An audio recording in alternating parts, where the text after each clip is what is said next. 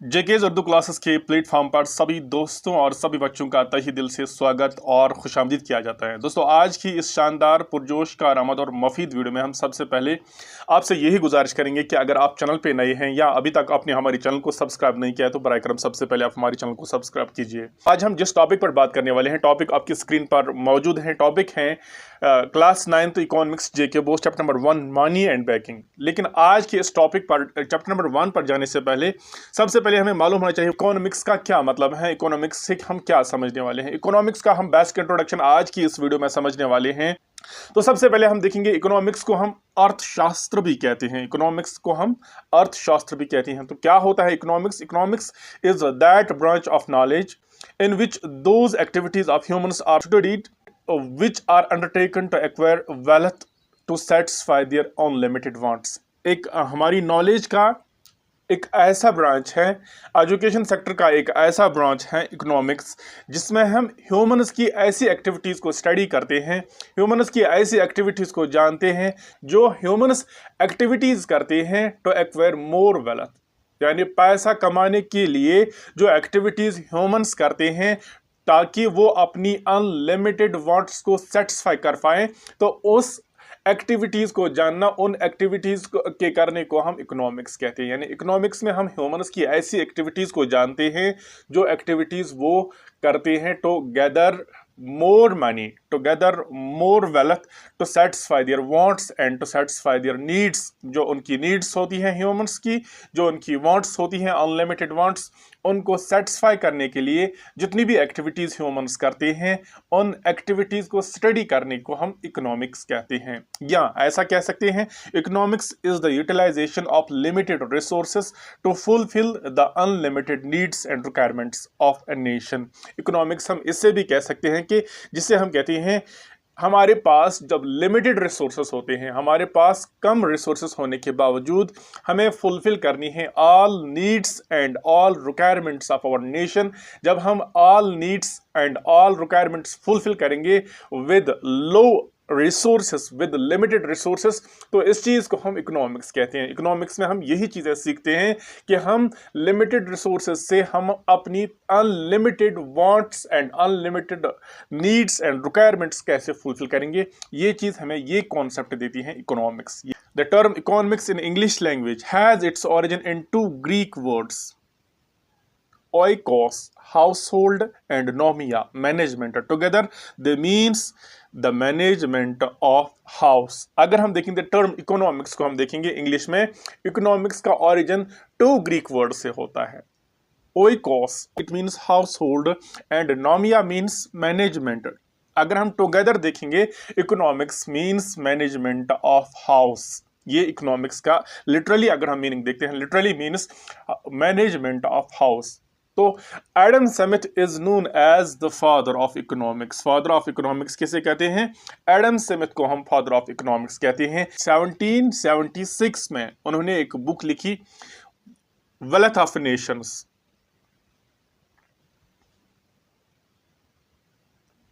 Wealth of Nations एक book Adam Smith ने लिखी, जिस बुक की वजह से उसे कहते हैं फादर ऑफ माइक्रो इकोनॉमिक्स। इसे हम माइक्रो इकोनॉमिक्स का फादर भी कहते हैं। एक होता है इकोनॉमिक्स, एक है माइक्रो इकोनॉमिक्स। ये ब्रांच है इकोनॉमिक्स के, माइक्रो एंड मैक्रो इकोनॉमिक्स। इन दोनों को हम समझने वाले हैं आगे। He is also known as the father of micro economics.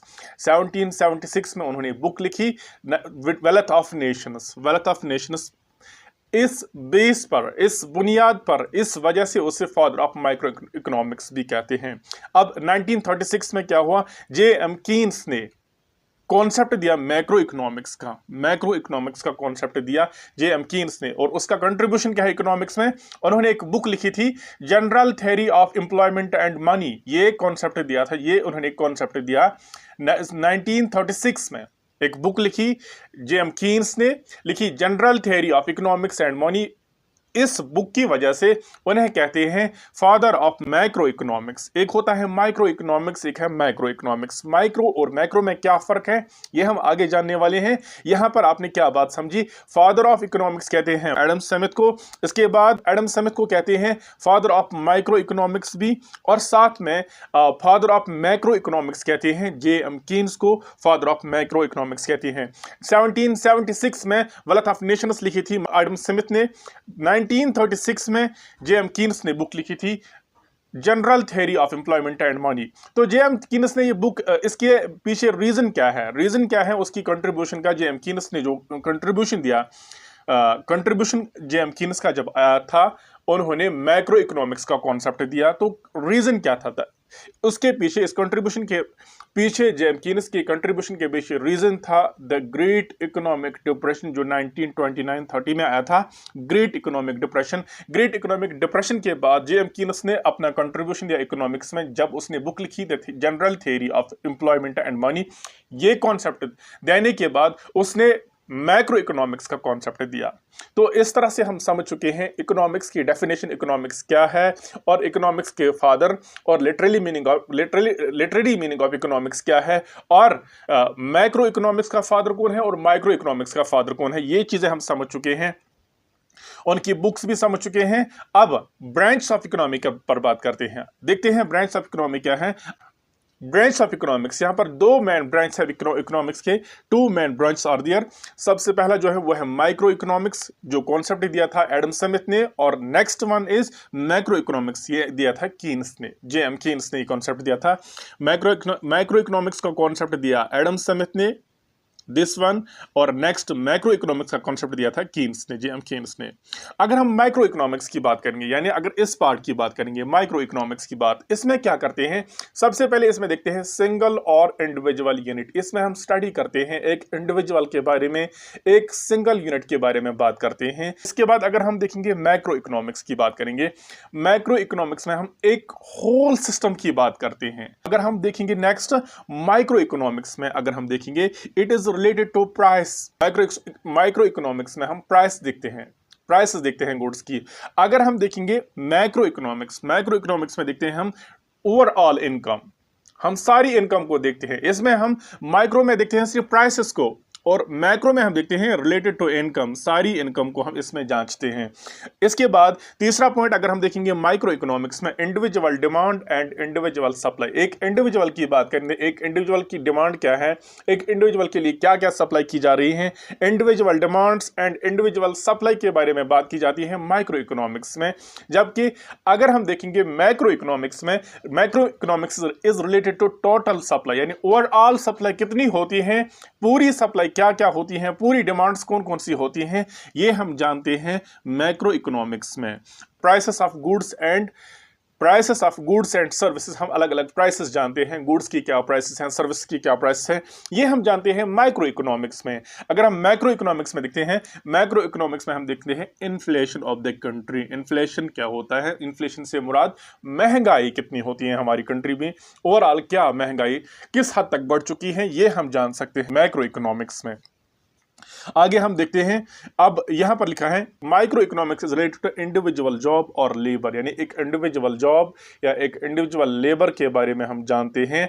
लेकिन मैक्रो इकोनॉमिक्स में क्या देखते हैं, मैक्रो इकोनॉमिक्स में हम टोटल एम्प्लॉयमेंट एंड अनएम्प्लॉयमेंट की देखते हैं। एक नेशन में, एक कंट्री में कितना टोटल एम्प्लॉयमेंट है और अनएम्प्लॉयमेंट रेट क्या है एक कंट्री में, ये हम टोटल देखते हैं। Overall unemployment, overall employment rate हम देखते हैं मैक्रो इकोनॉमिक्स में।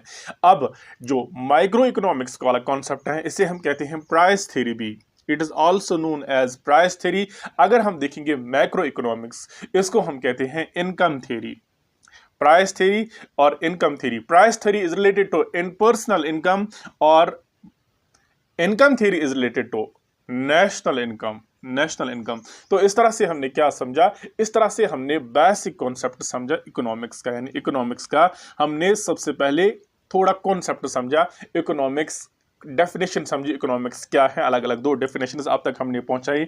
इसके फादर्स कौन कौन से इकोनॉमिक्स में, माइक्रो इकोनॉमिक्स क्या है, मैक्रो इकोनॉमिक्स क्या है, ये चीज़ें हम आप तक पहुंचाने में बिल्कुल हमने सफलता हासिल की। तो मुझे लगता है आज की ये वीडियो आपके लिए बहुत बेनिफिशियल रही होगी। आज की इस वीडियो में हम यहीं पर विदा लेना चाहते हैं। मिलते हैं अगली वीडियो में अगले टॉपिक के साथ। जब तक के लिए दीजिए इजाज़त। अल्लाह हाफिज़ नासिर, शुक्रिया।